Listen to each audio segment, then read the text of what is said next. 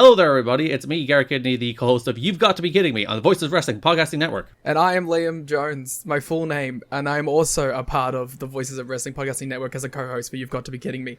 We are a TNA history podcast that covers TNA 1 month at a time. We cover all the drama, all the matches, all the Vince Russo nonsense you could ever want in your life. Have you heard of TNA? I bet you have, but would it be funnier if two people made jokes over it the whole time? Probably. So if that sounds like fun to you, check it out on this very Voices of Wrestling Podcasting Network, and Liam will do bits and whatnot. When you need mealtime inspiration, it's worth shopping Kroger, where you'll find over 30,000 mouth-watering choices that excite your inner foodie. And no matter what tasty choice you make, you'll enjoy our everyday low prices, plus extra ways to save, like digital coupons worth over $600 each week. You can also save up to $1 off per gallon at the pump with fuel points. More savings and more inspiring flavors make shopping Kroger worth it every time. Kroger, fresh for everyone. Fuel restrictions apply. When you need mealtime inspiration, it's worth shopping Kroger, where you'll find over 30,000 mouth-watering choices that excite your inner foodie. And no matter what tasty choice you make, you'll enjoy our everyday low prices, plus extra ways to save, like digital coupons worth over $600 each week. You can also save up to $1 off per gallon at the pump with fuel points. More savings and more inspiring flavors make shopping Kroger worth it every time. Kroger, fresh for everyone. Fuel restrictions apply.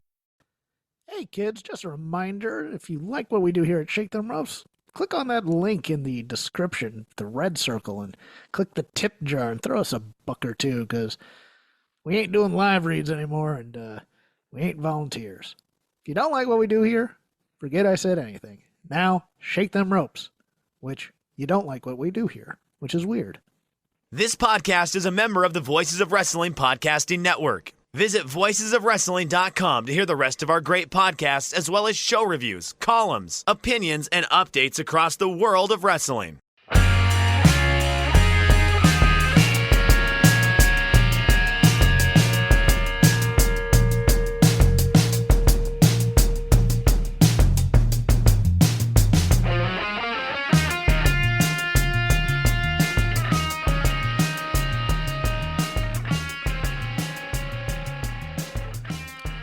Hey kids, do you like professional wrestling? Well, we like professional wrestling too. This is Shake Them Ropes. I am Jeff Hawkins, ensconced in the Twitter. Chris Novembrino. Damn it, I was going to intro you in a moment. Don't jump on my...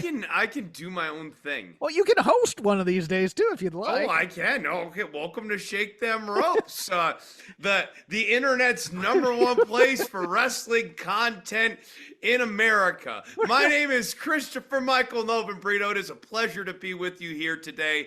And my guest on the show today is one Jeffrey Hawkins from... Hawkins. I know your name. Turn on your mic, by the way. I think it's my off. mic. I think the mic's on. Okay, never mind. Am I not using my microphone voice? Doesn't- Oh, you know what? Now I'm using my microphone voice. Gentlemen, hello and welcome to Shake Them Ropes, America's #1 internet wrestling content show. My name is Christopher Michael Novembrino. Joining me on the show today is one Jeffrey Hawkins from what's the other show you do? It's HAWKINS. There's no G in my name. I know.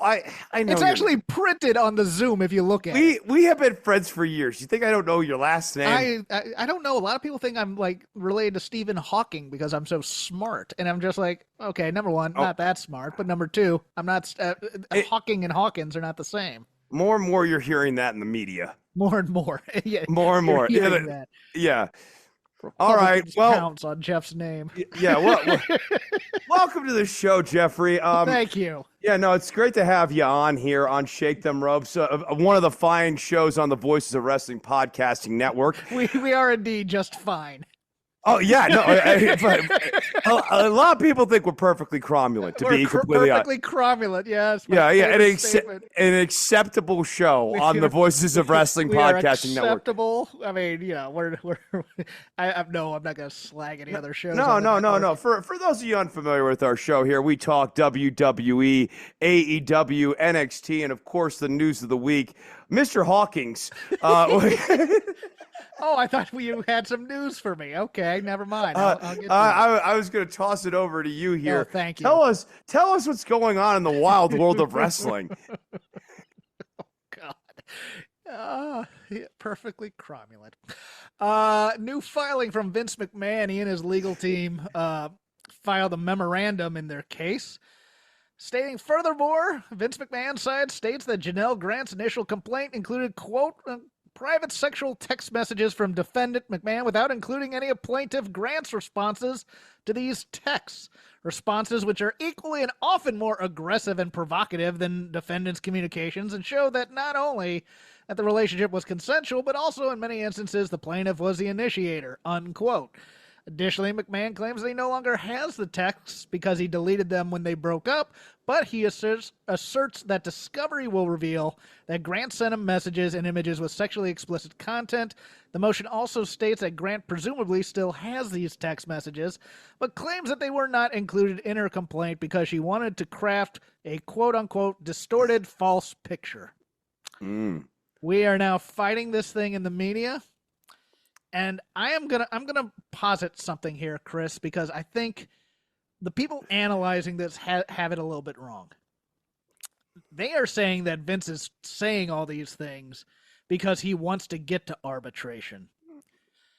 I am under the impression that their team is so confident in getting to arbitration that they're saying their piece now because anything that comes out of the arbitration has a gag order on it and can't be revealed. So he's basically making his case right now, and none of this will, because he needs to, because he wants to get back into business after this arbitration is over.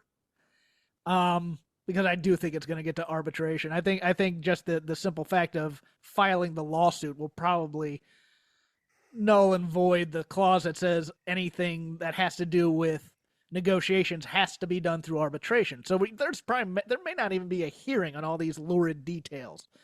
But I think Vince is confident in one or the other.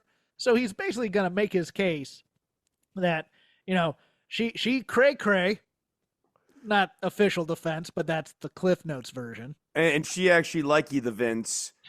She's she hot for my penis. She likey the Vince before she no likey the Vince. Yes, and when it's one of those dumb. Again, Vince has porn brain, so he thinks women are insatiable for my loins or whatever. It's just like, all right, Vince, whatever. But yeah, I don't think this is to get to arbitration. I think he knows arbitration is coming, so he's just basically dumping everything out right now before. I was going to say this is just a smear campaign. That's the way that this news story just kind of reads to me. I tend to believe Janelle Grant's version of this was deeply coercive and that she was sexually assaulted a lot more than the Vince McMahon version of this, where she actually loved all this stuff. Yeah, I mean, it takes a certain amount of bravery to admit to some of the things that she admitted to in the filing. I don't think her lawyer's doing any favors by talking to, say, like post wrestling and stuff. I think it's one of those things. My feeling is in these types of cases, the people who are losing are the ones going and running and talking to the media. That's usually my thing. And since both are talking there, I think both are a little bit nervous about their case, to be honest with you. The venue is no, I'm with you. Like, I think the venue is on Vince's side, but the facts are not. And meanwhile, for Janelle Grant's team, the facts are on her side, but the venue isn't. I think the facts are on her side, but I don't think the case is on her side. I still think by her signing the NDA, fully knowing, even if it was coerced or there was pressure there, but knowing that, and if she is indeed, I haven't been able to confirm this, but somewhere I read or something like that she had gone to law school or something to that effect. So, I mean, she's an officer of the court in some ways.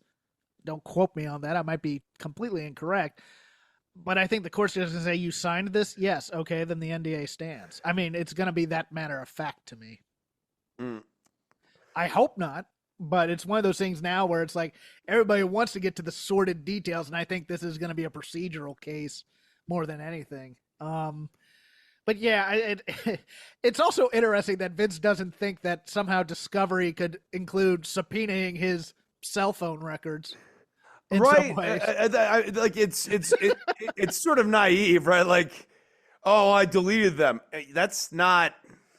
It's not how data really works. But Vince. it's shrewd in saying, you know what? I bet you she still has them on her phone, and that would mean she'd have my responses and her responses, and she'd have to give all of them up without. Because I had to do this for the Discovery in the case I was involved with. I had to give them all my social media stuff, talking about the people that were in charge or anything that even alluded to it, et cetera, et cetera. And I had deleted some of them, but I knew where to find them. It's not that hard to find deleted Twitter posts if you put your entire record in there. There's a folder in there. And it's so funny because it's like the defense goes, how do I use this? I go, here you go. Oh, and by the way, you can't tell me I was trying to hide something because I'm showing you how to find what I was telling you about. Yeah, all you have to do is, I mean, it's not like Verizon. Apple are the ones who like to, who like to turn back subpoenas and stuff like that. Verizon's more than happy if you're an attorney and asking for records to give you the phone records. I assume he's not like with T-Mobile or something. I assume he's with a real carrier of some sort. Yeah. Cricket Wireless is not. I'm assuming he's a real. This is the other thing. It's sort of. At one case, it's like clever to turn it back onto Janelle Graham, being like, I bet she has the records. But then it still goes back to, yeah, but so do you, dipshit. You just don't you don't understand how data works. Well, yeah, so the boomer decided, well, this relationship's over. I'm deleting her from my phone. Right. Well, no, or like I did back it up on your iMac. Is that the deal? Does he never back up his phone at all? They're all on there. Here's the thing about incriminating text messages, Jeff. If you delete them, they're no longer there. What? It's like they never happened. Man, all those murder plans I have on my phone. Did you delete them? I did. Then it's fine. Woohoo! I'm kind of with murder. All right, Jeffrey, that's an exciting story about Vince McMahon. What else is happening in the wild world of wrestling this week? Oh, you're going to do this every time, huh? Hell yeah. Oh, this is the worst bit ever. It is not. We've had worse. Yes, we Don't mention them now. As first reported by Dallas News, AEW in the city of Arlington today announced a historic partnership that will feature AEW hosting a summer series of events on the path to AEW All In from Esports Stadium in Arlington beginning January 20th. It's interesting because there are 6 cards that are going to be in the same building in the same city over the course of, it looks like 3 or 4 weeks.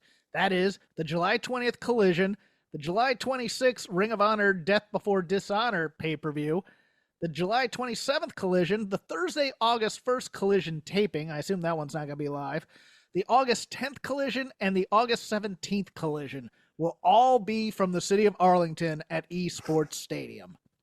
I want your initial thoughts on this. These are all collisions, you said, right? Yes. Like every single. Jeez. Okay, so on one hand, Texas and the Dallas-Fort Worth Metroplex has been a very favorable market for AEW to run in. They have an extended history there.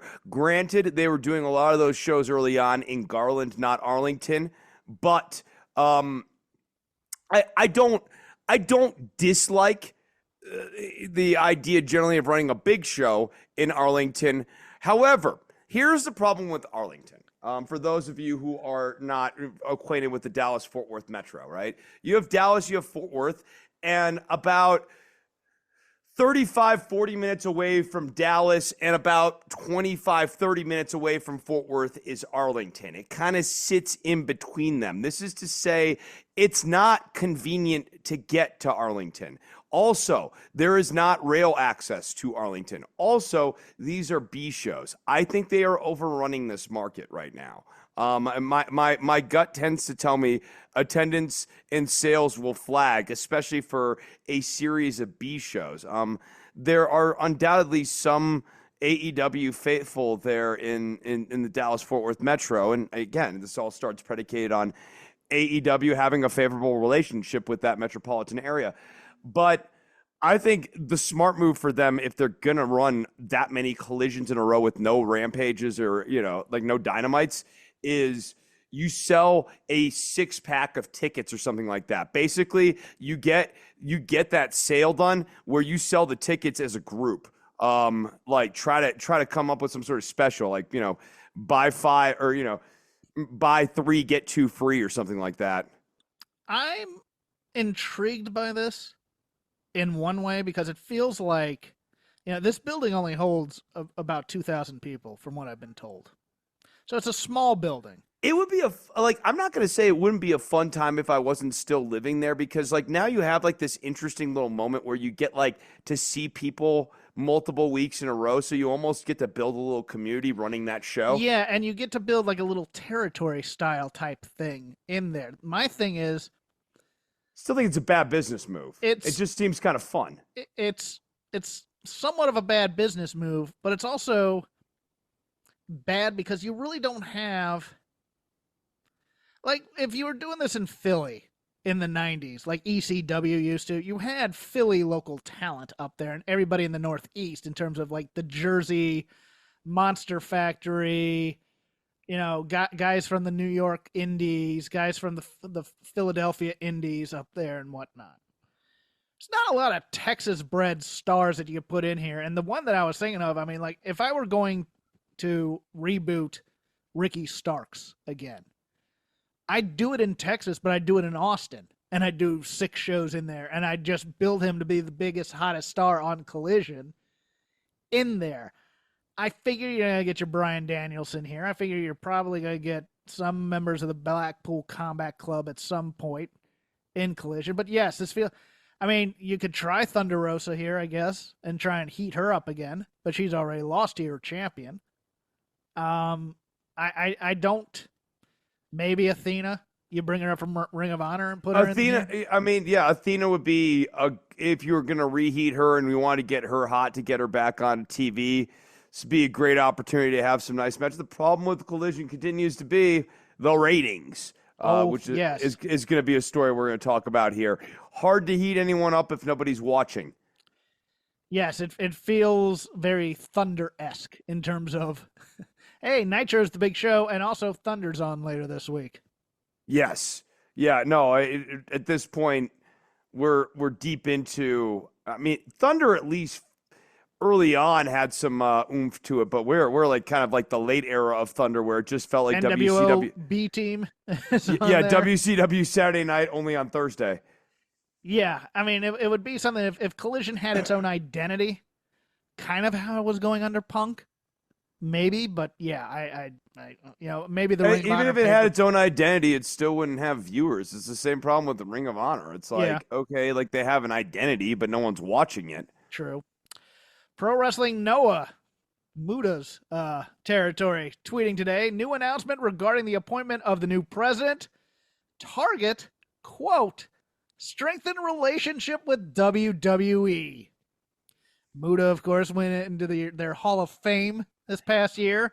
WWE already establishing a relationship with Marigold and Rossi Ogawa. Looks like the Japanese territory is ripe for a partnership with WWE under the new head, Paul Levesque.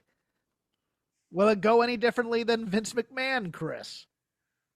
I think it might. I think that at least there's going to be some goodwill towards Muda. Muda, in the last 10 years, he did that match in NXT. I think Triple H respects Muda. Yeah, I think Triple H respects Muda. I think so too. So I think he's at least going to kick the tires on this. And if Muda's got something going on, he's gonna want to see what's up. We'll see who the new president is. My joke was, Ike Manjiro can leave DDT and go over there.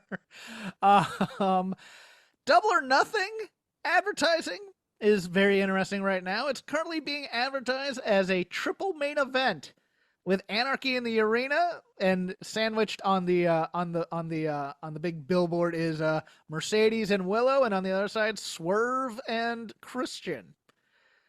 You have 3 main events. You don't have one main event. You have no main event. You have no main events. Yes, that's my feeling about this. It feels a little, a tiny bit desperate, but I mean, that's kind of been the vibe of the show here recently. It's just a little flailing, a little gotten to. Viewership this week. Raw, 1.589 million viewers. Dynamite, 672,000. NXT, 567,000. Collision, 378,000. That's the combined Collision Rampage average, I believe. And Smackdown, 2.128 million. Any thoughts? Dynamite under 700,000. Yeah, Dynamite just kind of continues to cruise in this downward trajectory. I mean, I still comfortably ahead of NXT though, so you gotta give them what does props. that mean? What? No. A show is beating B show means nothing to me. No. I was told that when they ran NXT off, that was a victory for AEW. I will go back to what I said when this whole wrestling war began years ago. That success for AEW is breaking 1 million. Yes. And they haven't done it. They're arcing the wrong way. They did it once. But I mean they haven't done it in the sustaining way. And yes, they did it. They did it with one Phil Brooks's help. Yeah. So. Wow. You can reach Chris on Instagram at DOCTOR_NOV. Oh, stop me when I'm telling lies, to quote that same man. Stop me when I'm. Come along to the Voices of Wrestling Discord and go into hashtag Shake Them Ropes. And argue with them a bit. I'm sorry. Like, the numbers are what they are. Dynamite this far in should not be sitting at 600, 700,000. They should be doing better than this.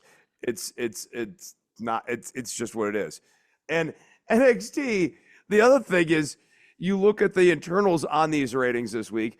I think the more damning numbers are the uptick versus the downtick. WWE's numbers across the board year over year are up. AEW's numbers kind of across the board year over year are down. And in the demo also, 18 to 49 is growing in WWE and shrinking in AEW, which is very interesting. Yeah, but also does seem to track with WWE having a better product. It's a more watchable, more entertaining product on a weekly basis. That will take us to the lazy river of wrestling criticism. Whatever we watched, whatever's on our mind, we can get to it. I'm going to posit something to you, Chris. A friend of the show, former guest, Brian O'Connell. Some may know him as my improv partner, heterosexual life mate, all that other stuff. Had a very... I focus group tested this on the Dynamite show last night. We were taping this on Thursday, and I want to get your opinion. And while I do that, let me get the exact quote for you so I can better do it. But basically, here it is: that AEW is a play that's written by the actors that are in the play. Everyone is a lead character. All dialogue is just dueling monologues. Everyone has to have equal stage time. And to quote Brian, and it sucks. Yeah, right. Also, if people have to have death scenes, they need to be wildly over dramatic death scenes accompanied with monologues and that sort of thing as well. Now, don't get me wrong. I thought AEW finished strong last night because I think the Darby replacement of Eddie Kingston, who was injured in that New Japan show that where they got video of it, but he was legit injured. His leg hit a table or a guardrail or something on a hardcore spot. So yeah, he is out of Anarchy in the Arena. He was replaced by Darby Allin. And I think this is a great replacement. I don't know how Darby's walking after getting hit by a bus 2 weeks ago, but he is a pillar. And I think inserting the pillars into this story as to Team AEW versus Team Elite with Perry and Darby as kind of mirror images, given last year's Double or Nothing, which was the four-way, which was horribly built. I think we all agree on that. It was MJF and three supporting players. I mean, to that point, it almost that feels like eons ago, and that was just last year. Yeah, But overall, though, I mean, most of the show to me, you have guys talking to each other and kind of cutting promos on each other, but there's no emotional connection in it. It's like even the one that interests me the most was actually that wasn't the one that interested me the most, but the Christian swerve was the one I had the highest hopes for. And, you know, it's Christian doing his character and Swerve kind of doing his character, and they're not really. It's not really an angry. They're not really angry at each other. He's chewing scenery and playing in a movie. It's a comic book. I was thinking about what's missing with the Christian thing, right? Like, this is supposed to be a foregone conclusion feud, but if we're going to do the comic book thing, what the purpose of this chapter should be is we discover what type of champion Swerve is going to be. And watching him engage with the Mogul Embassy, I realized kind of what was missing, and it was right at the end of that cage match, which was like way too long.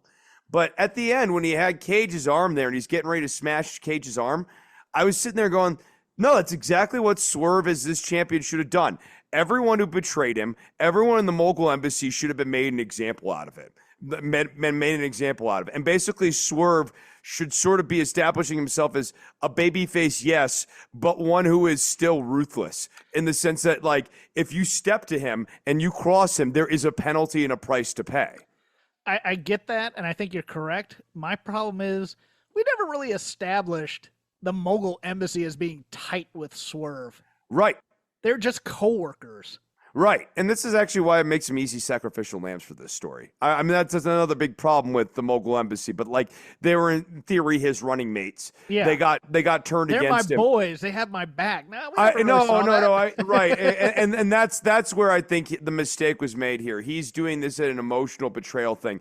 This shouldn't be an emotional betrayal. This should be a business betrayal. And there's a penalty to pay for a business betrayal to Swerve Strickland. You betray him, and you get made an example. I mean, like, yes, he should have broken, like, Toa Leona's, like, ankle, Cage's arm, basically kind of said, yeah, no, you stepped to me. I'm going to make sure you're not a threat anymore. And I'm going to make sure you think twice before you try to be a threat to me. He kind of destroyed the Gates Agony on Collision that nobody watched.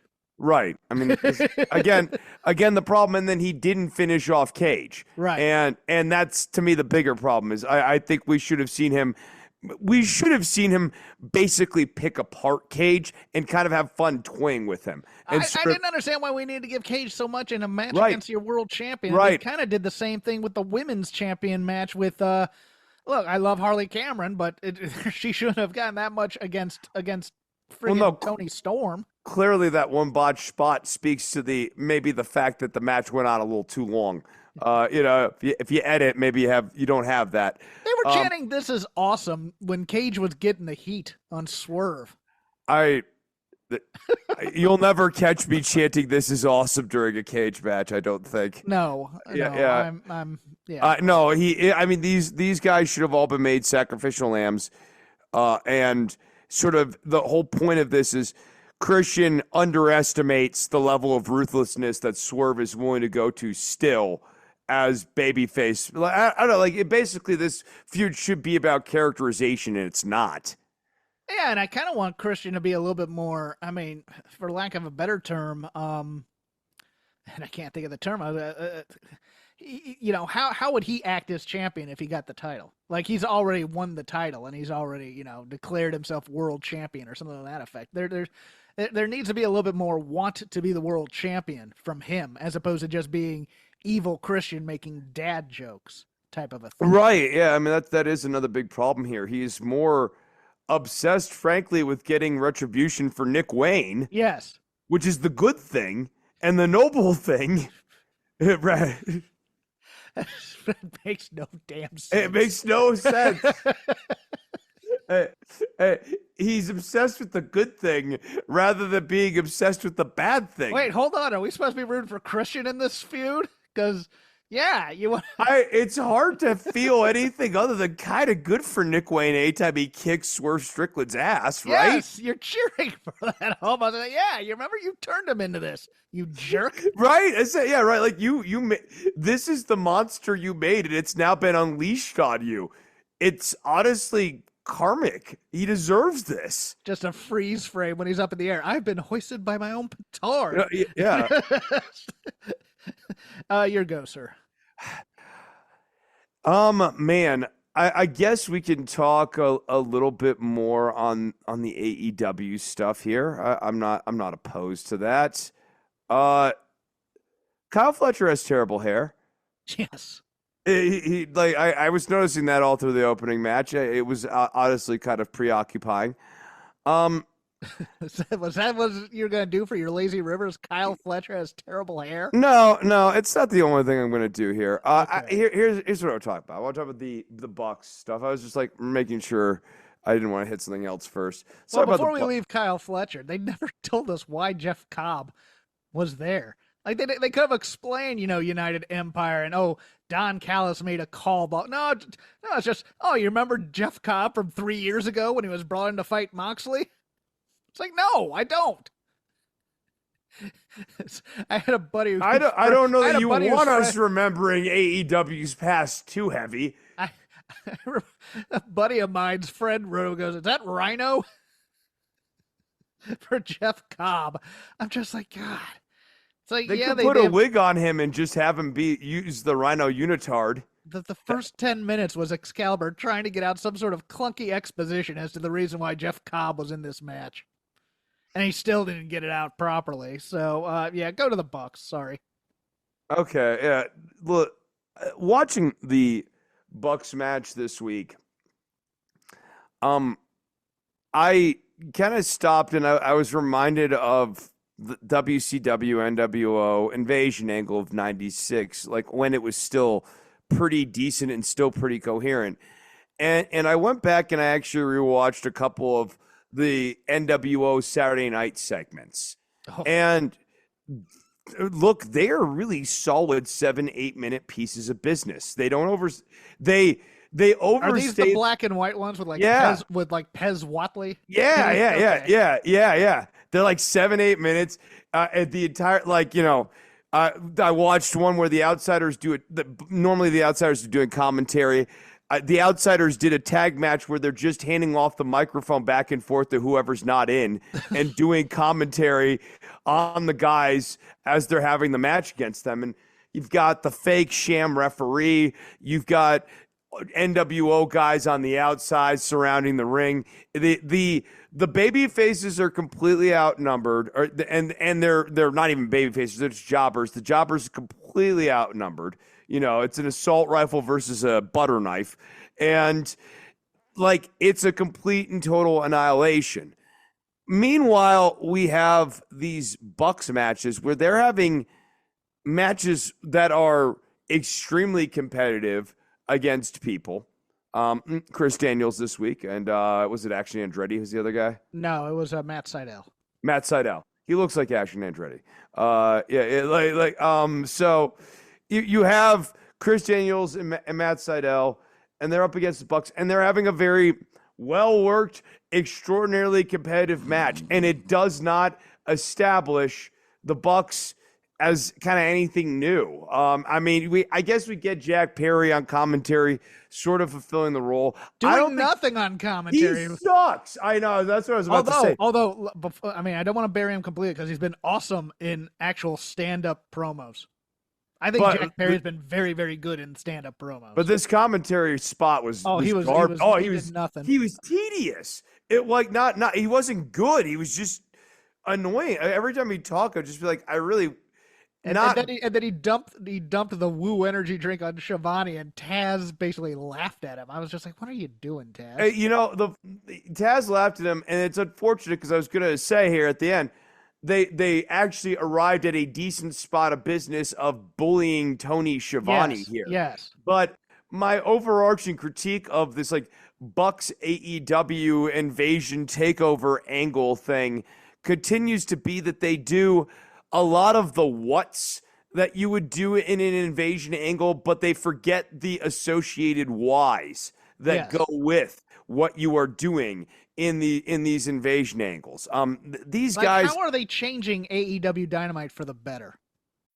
When you need mealtime inspiration, it's worth shopping Kroger, where you'll find over 30,000 mouth-watering choices that excite your inner foodie. And no matter what tasty choice you make, you'll enjoy our everyday low prices, plus extra ways to save, like digital coupons worth over $600 each week. You can also save up to $1 off per gallon at the pump with fuel points. More savings and more inspiring flavors make shopping Kroger worth it every time. Kroger, fresh for everyone. Fuel restrictions apply.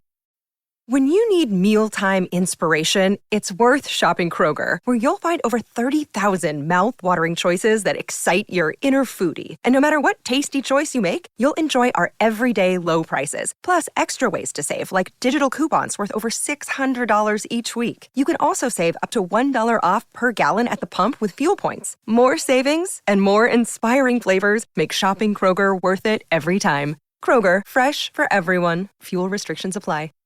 Right.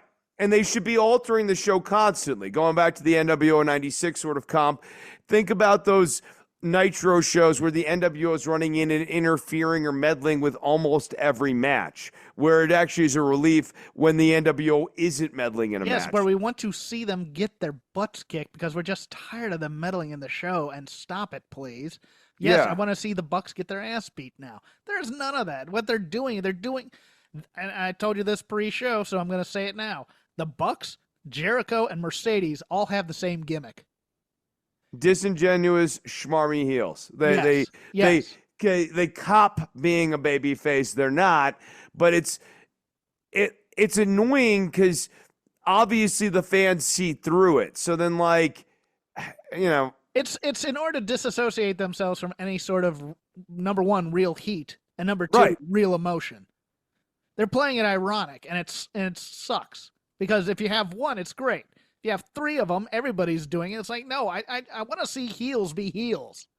To your point, it would be so much better right now if you had the Bucks being legitimate dickhead taking over the show heels. Yes. And Chris Jericho's out there being the schmarmy babyface, doing faux concern over the Bucks and hand wringing, but it's all in this disingenuous, that's not the way. I wouldn't do it like that. I'd do it differently. But it's still a different brand of disingenuous heel.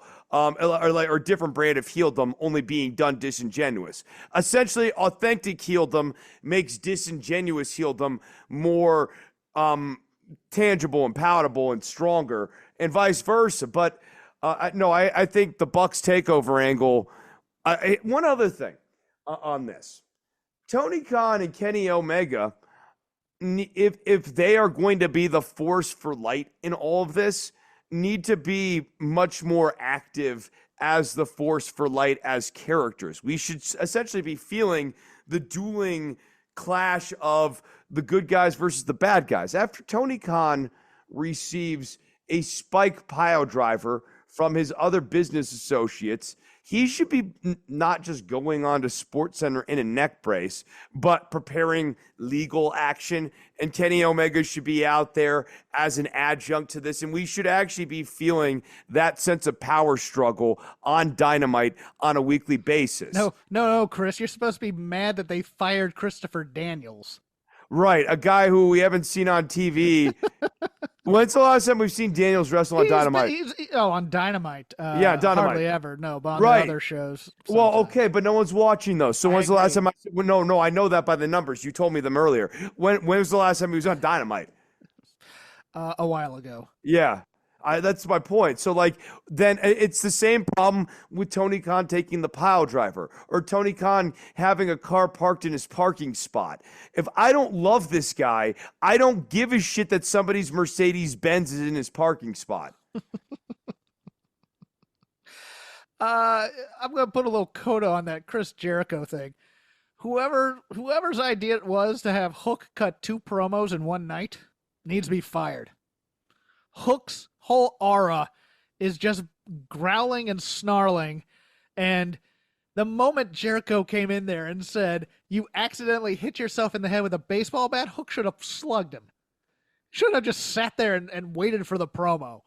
And then the backstage promo with Joe. The most interesting man in AEW, for my money.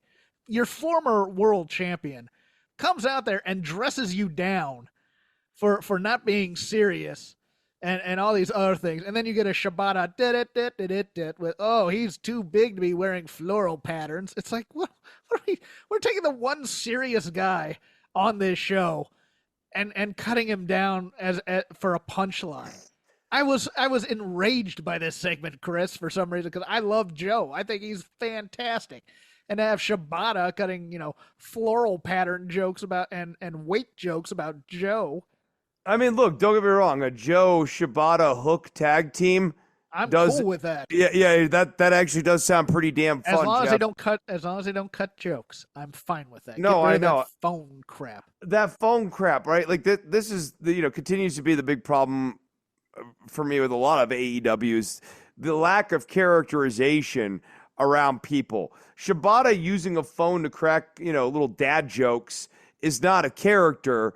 And moreover, is this really the presentation of Katsuyori Shibata that we think is the best presentation of Katsuyori Shibata? Like he does dad jokes on a phone? It's all friends wrestling. I mean, that's the problem here. And you said before that we need an imposing physical heel on this program. Mm-hmm. Just need a Vader to beat somebody up. No irony. I mean, and they did that. None of this strong style, dumb, no selling stuff. Just a guy that you actually believe can beat you up and then beats you up. Yeah. I mean, look, the Authors of Pain would be a tremendous asset over this company right now just because they're big. And then they did, they actually would serve as a meaningful contrast to most of the rest of the roster. Yeah, because their big guys are kind of small. I mean, Wardlow and Jeff Cobb and right, yeah. The big guys they use are like rhino-sized big guys, where like they're big, but like they're also wide big. Yeah, I got nothing else for right now. Get something. No, I mean, so kind of continuing on AEW here, I had a hard time sinking my teeth into really much of anything in this episode. I mean, like the Okada and Harwood. I liked the match. I really did like that match. It was a good match. It's old school. People were selling. I mean, my problem with that first match with Fletcher and Cobb versus Moxley and Danielson was everybody just kept going full speed no matter how many times they got hit. Yeah. It never, nobody ever really took any damage. It was just go, go, go, go, go. And you're just like, well, what's the point of doing 3 super kicks here if nobody's going to bother being hurt by the kick? I just kind of tuned out on the whole damn thing, to be honest with you, on that match. Yeah, but meanwhile, I thought that this match was a lot better. I mean, Harwood's such a good television main event guy. Yes. He's so good kind of in this spot, getting the other guy over and making sure that the match has a nice ebb and flow. And he's working with Kazuchika Okada, so of course he's going to have a nice match here. And I thought the pacing was good. Nice kind of combination of high spots and submissions. Yeah, the only hiccup for me was they were doing all the rolling, reverse pins by the Eddie Guerrero, Dean Malenko stuff. Yeah. And there was a hiccup in there, and they went back to it instead of just dumping it after that. And that kind of looked awkward. But overall, that was my favorite match last night. No, I thought it was honestly the big thing that sort of saved the show for me because absent the fast forward button, I mean, if I had to watch this live, I would have changed the channel. I can't do a 20-minute Brian Cage match. I don't, right? Like, I don't give Who cares about Brian Cage? Who cares? Oh, it's a good wrestling match, and it's entertaining. No, it's not even. It's like it's not. That's not, your world. though. That's your world champion going up against Brian Cage, and he's having issues with him. And he has to give Brian Cage 10 minutes worth of offense. What are you doing? He's not. Cage doesn't have good matches. He doesn't. He can't cut a promo. He's not that charismatic, and he's not that big. And he's been getting a shitload of TV time recently, Yes. too. That's the thing that my other big problem is he keeps somehow finding his way onto my Dynamite every week. Just inexplicably. everybody just buys the presence of Brian Cage because he's he gets his stuff in and he can. I would rather watch a Sid match. I think Sid had more to offer. I'm not even joking. Sid would actually hurt you though. That's a problem. Yeah, and Sid's entrance kind of kicked ass. The Psycho Sid entrance was great. I couldn't believe that I was bored by a Will Ospreay Roddy Strong promo, but I was. Because they were just kind of talking at each other and it didn't really mean anything. And also somebody on commentary needed to remind you that the Roderick Strong neck injury was fake. because he's doing a babyface promo about coming back from adversity and a neck injury, and I had forgotten that he had a fake neck injury. Yeah, neck strong, like the whole neck. Yeah, like no, I went no, okay. that really should be like Excalibur really should be the voice of incredulity on all of this stuff. Like I mean, Or this, even this, Aubrey, or whatever her name, the new girl who was running the promo out there should have said, "Well, hold on, that was a fake neck injury," and put that in there. But instead, we got Will Ospreay trying to fit in bruv 300 times in his promo. or Will Ospreay should be the one who calls him out on that. That too. Yeah, I mean, let's cut to the chase here. Anybody in that scene should be calling out the absurdity of him doing the.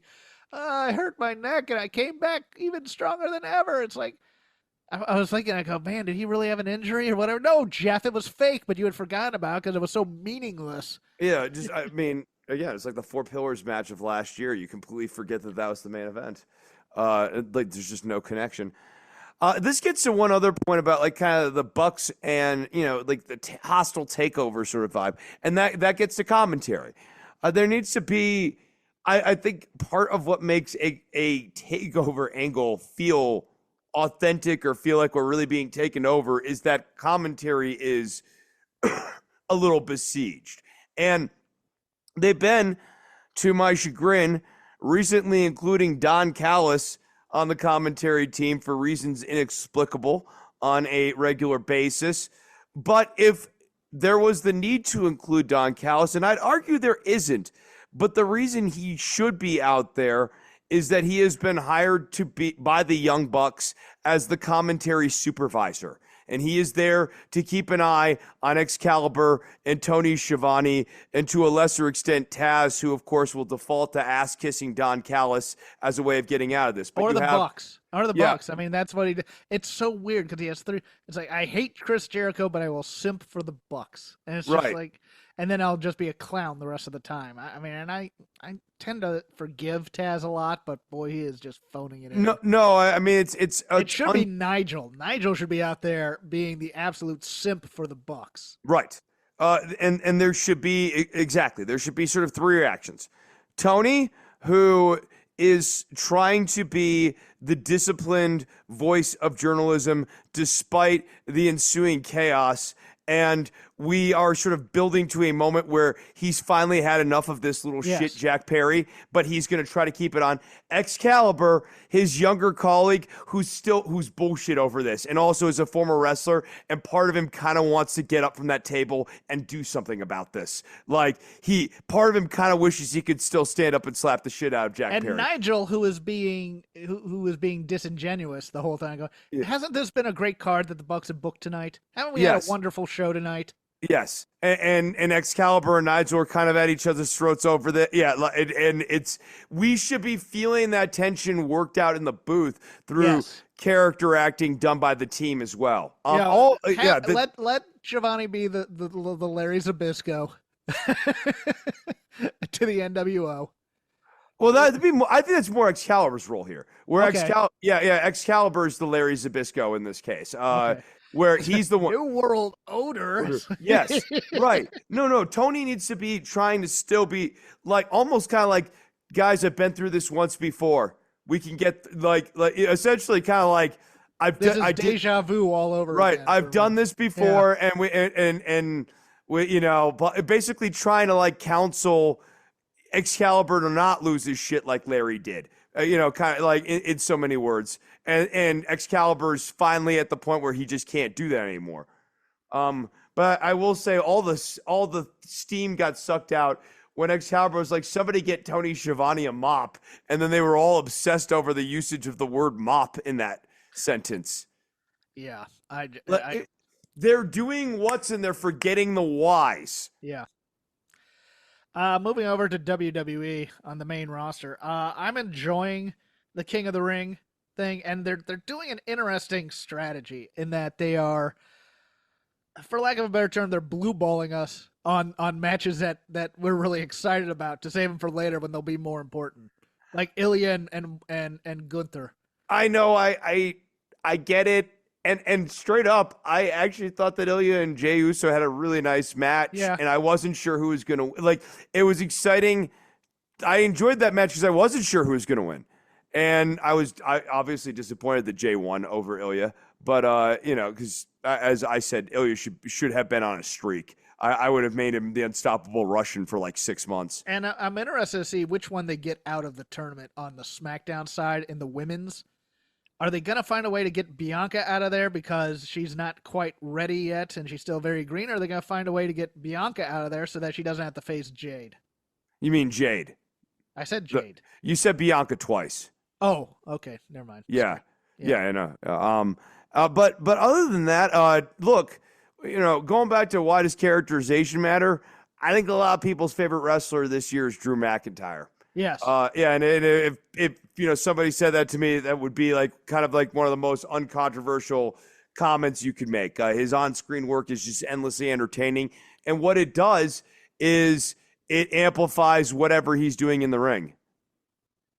Heel Liv Morgan is continuing to impress me in terms of characterization and her feud with Becky, who I love Becky, but man, I hate this man character so much. I know. I mean, this man character kind of suffers from like the Swerve Strickland problem. There's too much. A little bit goes a long way, but it can overpower something. And then eventually, you kind of actually want to see other people kick the man's ass because the man's sort of an annoying personality. Yeah, she really is. That's the right. Problem. Yeah, she's annoying. Like, I'm going to tell you something. Blah, blah, blah, blah, blah, blah. It's like, okay.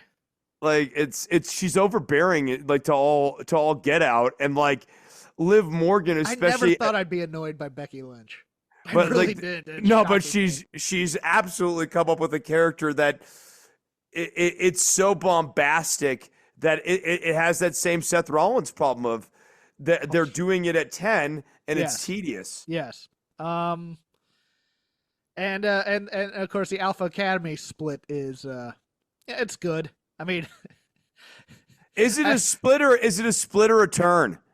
I think only Chad's turning, and I think he's going to import some new people to be Alpha Academy. Yeah, you're still thinking import. I don't know. I still think Creeds and Ivy Nile. I don't think they're turning the Creeds and Nile yet. I mean, I don't think so. I mean, don't get me wrong. But, I mean, when they were heel the first time, Otis as just a killer was great, but now it's kind of like sympathetic Otis makes me want him to ask for Chucky back or Tucky. Where's Tucky from Heavy Machinery? I mean, it's the Farley character. I get it, and he has such a great hangdog face, but it's like I don't know. He's kind of right in abusing Tozawa and Maxine. I'm kind of here for that. Right. I mean, this stop is the dancing. thing. Stop being a fool. I'm like, oh, he's a heel with a point. I'm here for this. This is the problem. Is it wouldn't be so bad if they were actually winning, but they're losing, and he's right about why they lose. Yeah. Okay. Like I'm watching. I'm going, no, I think he's right here. He's right. Yeah, he's absolutely right. You lose because you're like busy dancing and all this bullshit. Stop and like doing the crowd pleasing sports entertainment and start wrestling. just Otis, you're massive. Just crush him with a bear hug. They're doing Let's an go AEW home. angle in the middle of a WWE show, which is fascinating. Yeah. No, it's. And like it's the same problem with me as Chad Gable as heel. I want to root for him. I loved him so much as this intense baby face that they were like starting to achieve with him. That this weird like this version of him as a heel, it's not landing. And no. The ring work will be there, but like the character work isn't there right now, and it's unfortunate. Sami Zayn pulled off being a heel somehow. When he and Kevin Owens decided to turn on Shane and Miz, I think it was. But I think we're at the point in Chad Gable's career where we've seen him do so many stupid things in terms of, Shorty G and Shush, being the annoying heel. And now he's the angry heel. And I think we just want one run where we really just cheer for him and he gets something out of it. Like he wins the Intercontinental title or he wins the U.S. title. And I think we're at this point where it's just like, we got to go through another characterization thing with Chad Gable where he's probably going to be like a manager type of figure for somebody else who's going to get a bigger push out of it. And it's just one of those things where it's like we've been through this for so long now. Ever since he and Jason Jordan got split up, that we just want one strong babyface run with Chad Gable. That's all we ask. Yeah, I want him to have. I mean, honestly, I want to see Chad Gable have a banger match with Ilya Dragunov. Ooh, I'm here for Right? that. Yeah, Right? Like those guys. Oh, I want to see those guys go deep, like best of 7 series. yeah. I kind of want to see also for some reason Bronson Reed and Ilya. Yeah, that's a good one. That's a good one. Yeah. I mean, dude, that just gets back to the point that Ilya is just doing top-notch work right now, and I love his character work. He has this. There's just a weird intensity that he has, where it's like this combination of like respectful but also menacing, and I can't say enough good things about it. You want to kick it over to NXT? If you want, I didn't watch a lot of it.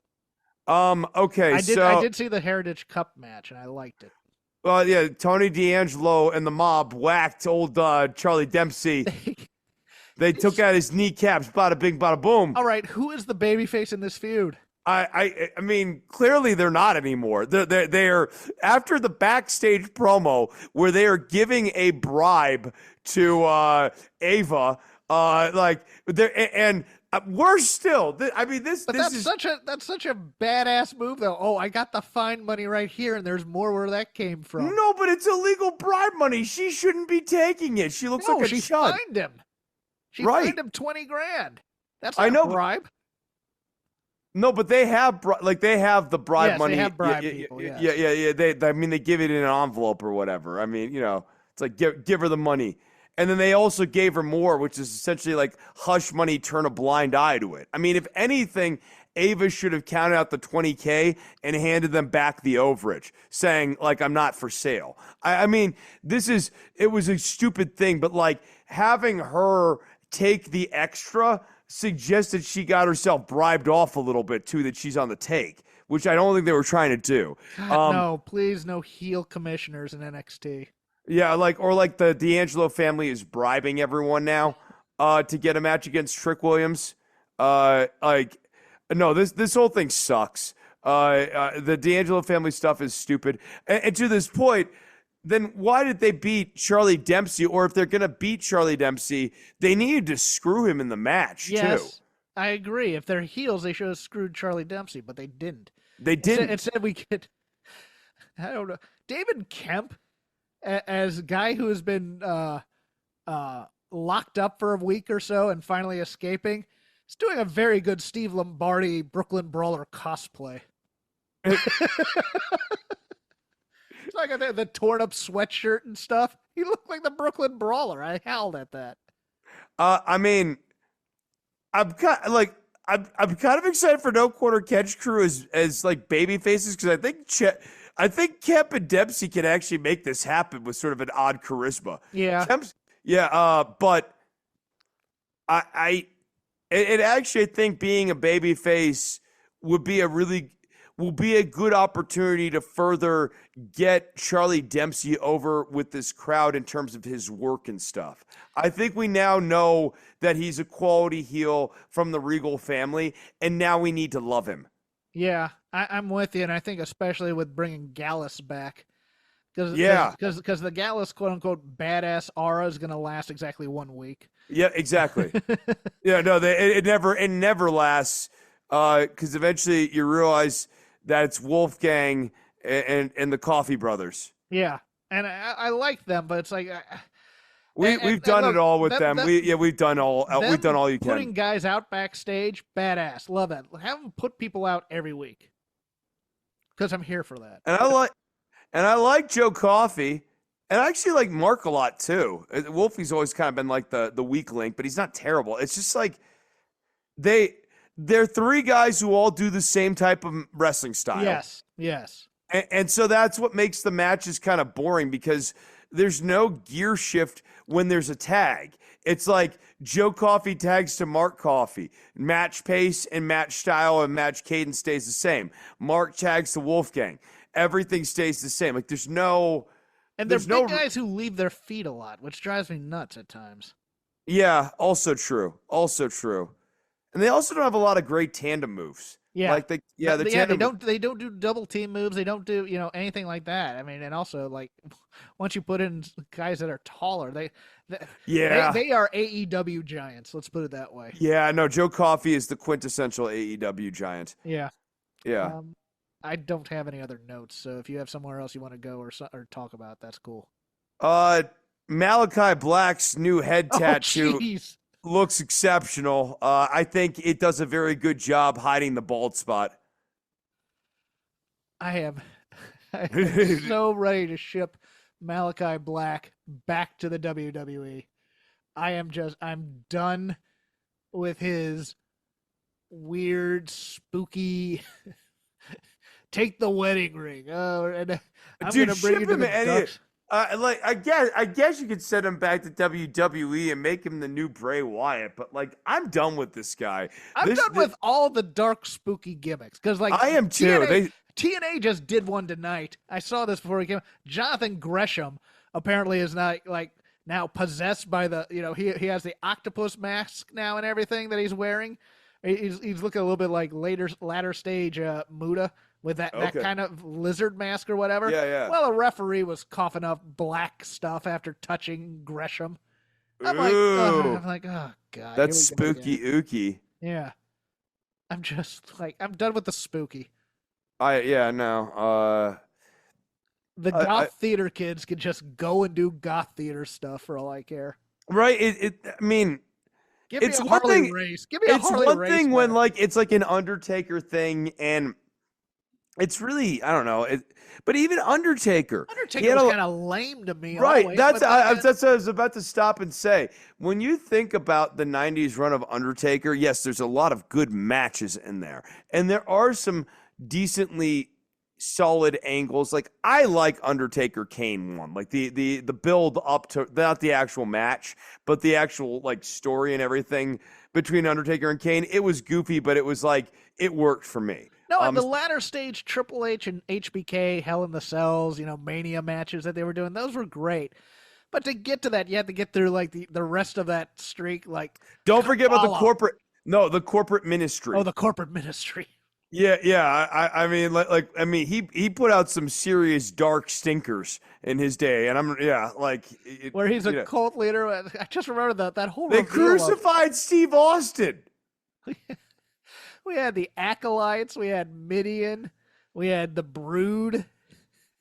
That was like for a comic book reference. That was like some incarnation of the Masters of Evil, where you have 30 heels in all one stable, and they're still inept. Yeah, right. I mean, theoretically, right? Like the Acolytes and the Undertaker and even Midian, like a couple of little henchies should have been enough for him to run completely roughshod over that company. And then we joined them with The Rock and the McMahons and Briscoe and Patterson and the Big Boss Man. And although that was the best thing that came out of that was the Big Boss Man rebirth into SWAT Boss Man, which was awesome. But that was good. And then didn't Boss Man get crucified too? Was he the one who gets crucified? I think so. Yeah, it's not Austin, it's Boss Man. They sound the same. Stone Cold SWAT Boss Man. Yeah, sure. Had that nice team with Buchanan too. That was kind of cool. Okay, we're rambling now. We need to wrap this up. It's been Shake Them Ropes. You can follow me at CrapGame13 on Twitter. You can follow the show at Shake Them Ropes. I only update that page when a show comes out. So if you just want to follow the show there, we can do it that way. Chris is only on Instagram at DOCTOR_NOV. We are part of the Voices of Wrestling podcasting network. See how we tape next week. I have to talk to you about that, Chris, by the way. Listen to all shows. We have a bunch of stuff. If you like Japanese wrestling, we got shows for you. If you like Old Thunders, we got that. If you want something a little more positive on AEW, go listen to the Good, Bad, Hungry. Of course, we have the flagship with Joe and Rich. I am also on Fight Game Media. I do a show called The Dynamite Show where I deconstruct Dynamite every single segment for a good hour and a half with one Paul Fontaine. We go live on YouTube about 20 minutes after the show ends. Drops in your podcatchers on the following morning. Chris is going to tell you about his life right now. Absolutely. So, first and foremost, I would like to thank my guest today on Shake Them Ropes, Jeffrey Hawkins. Make sure to go and check out his other podcast on fightmalot.com and Fight Game Media. Let's get it right. Fightgamemedia.com.org. .web. And remember, people, listen to our other fine shows here on the Voices of Wrestling Podcasting Network. Of course, the flagship, the good, the bad, and the hunky, just to name a couple. And if you want to follow me on Instagram, it's DOCTOR_NOV. For Jeff Hawkins, I am Christopher Brino, and I want to say to all of you, keep on reaching for the stars and keep dreaming those dreams. Thanks, Casey. Hello, Voices of Wrestling listener. Dave Ryan here. Have you ever wondered to yourself how many hidden gems are hidden away inside the last years of World Championship Wrestling? Have you ever asked yourself how many tenuous gags can be made about the name Mike Enos? And have you ever thought about what it sounds like for two Irishmen to interpret a very chaotic company through its B show? The answers to all this and more are just a click away. Check out Days of Thunder every second Thursday on the Voices of Wrestling Podcast Network.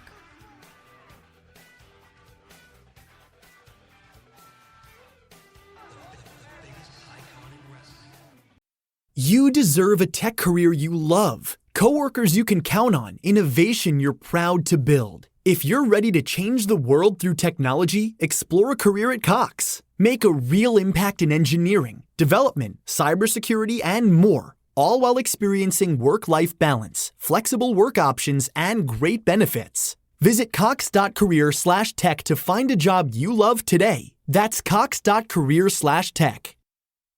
When you need mealtime inspiration, it's worth shopping Kroger, where you'll find over 30,000 mouth-watering choices that excite your inner foodie. And no matter what tasty choice you make, you'll enjoy our everyday low prices, plus extra ways to save, like digital coupons worth over $600 each week. You can also save up to $1 off per gallon at the pump with fuel points. More savings and more inspiring flavors make shopping Kroger worth it every time. Kroger, fresh for everyone. Fuel restrictions apply. When you need mealtime inspiration, it's worth shopping Kroger, where you'll find over 30,000 mouth-watering choices that excite your inner foodie. And no matter what tasty choice you make, you'll enjoy our everyday low prices, plus extra ways to save, like digital coupons worth over $600 each week. You can also save up to $1 off per gallon at the pump with fuel points. More savings and more inspiring flavors make shopping Kroger worth it every time. Kroger, fresh for everyone. Fuel restrictions apply.